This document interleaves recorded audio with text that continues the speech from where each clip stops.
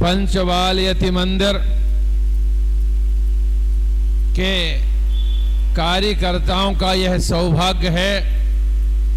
पूज्य आचार्य श्री विभव सागर जी महाराज हमारे यहाँ नगर में आए हुए हैं। ये सौभाग्य इसलिए भी है कि आचार्य श्री का चिंतन, आचार्य श्री का स्वाध्याय, ज्ञान का क्षयोपशम अद्भुत है।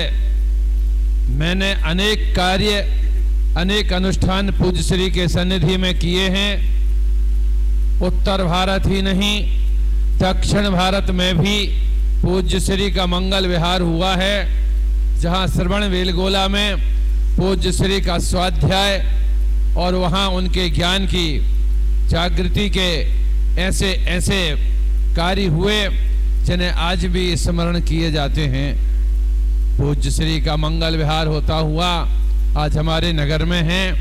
हम सबको चाहिए कि ऐसे मुदिराज के संघ का लाभ हम सबको मिले, तो जहां उनका धर्मोपदेश सुनने को मिलेगा वहां एक और लाभ हम सबको मिलेगा। पूरे चतुर्विध संघ के लिए आहार दान देने की एक बहुत अच्छी व्यवस्था भी यहाँ है, उसमें भी आप सम्मिलित होकर के अपने धन का सदुपयोग कर सकते हैं। क्योंकि दान के लिए के विषय में नीतिकार ने एक बहुत अच्छी बात कही है कि दान जब भी होता है तो तीन बातें बहुत आवश्यक होती हैं। एक दान देने वाला होना चाहिए, एक दान लेने वाला होना चाहिए और एक दान में दी जाने वाली वस्तु होना चाहिए। अगर इन तीन में से कोई एक कम है तो कार्य नहीं हो सकता। जब मुनि संघ यहाँ नहीं था, आचार्य संघ नहीं था, हम चौका लगा लेते तो आहार दान किसको देते।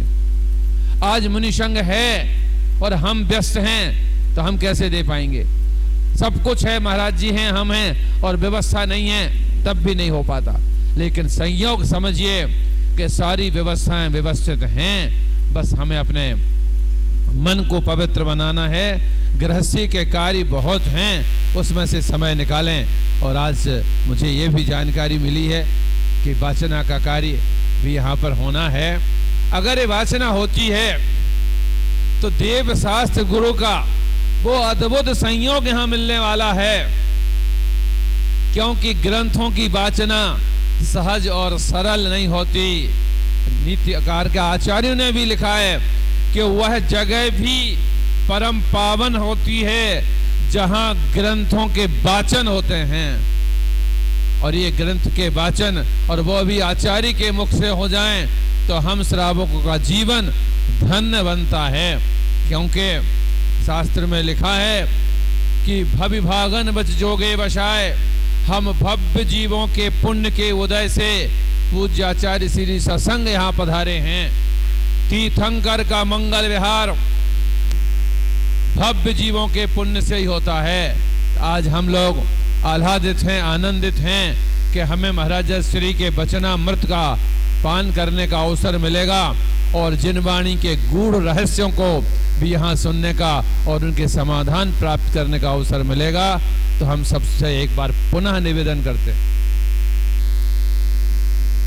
हाँ, और इस एक विशेषता और है कि आचार्य श्री के संघ में एक महाराज जी, आचार्य श्री सुनील सागर जी महाराज के शिष्य संबुद्ध सागर जी महाराज, जिनका दर्शन मैंने सूर्यनगर दिल्ली में किया था और विवेक विहार में महाराज जी का चातुर्मास था और धर्मोपदेश करने के सूर्य विहार के लिए आते थे, पास में था बिल्कुल। तब से हम, और अभी हम जब जयपुर गए, किशनगढ़ गए, तब भी वहाँ उनके दर्शन किए थे।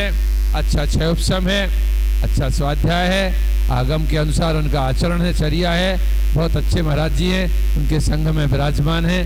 मैं सोचता हूँ कि हम सब हाथ जोड़ लें और महाराज श्री के चरणों में विनंती करेंगे। हे आचार्य श्री, आप सभी लोग बोलेंगे महाराज जी नमोस्तु, महाराज जी नमोस्तु, महाराज जी नमोस्तु। और